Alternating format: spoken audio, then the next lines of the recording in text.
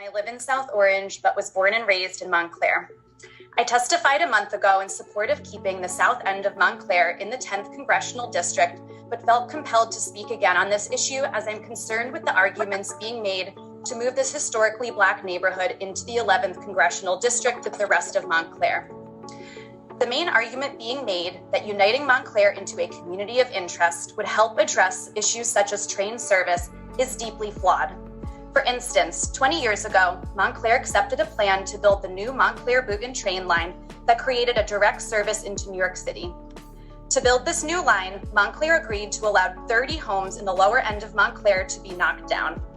The creation of this new line, along with redevelopment of the train station in the south end, further contributed to gentrification that has continued to push out Black residents. In 2000, just a few years before the Montclair-Boonton line opened, about 32% of Montclair residents were Black. In the 20 years since the line was built, the Black population in Montclair has dropped to 25%. And the old train line that was discontinued when the Montclair-Boonton line was built is now being turned into the Essex-Hudson Greenway. Meanwhile, the residents of the south end of Montclair have been without a grocery store for over 5 years.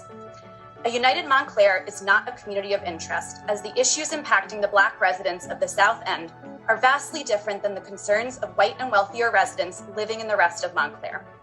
And if the history of Montclair is any indication, the interests of white and wealthier residents will constantly be prioritized over the needs of Black residents. Unifying the town into the 11th Congressional District would just continue to further marginalize Black residents. I urge this commission to keep the south end of Montclair in the 10th Congressional District with the sister communities in East Orange and Newark, who have far more in common, to ensure Montclair's Black residents have fair representation that will reflect their interests in Congress. Thank you.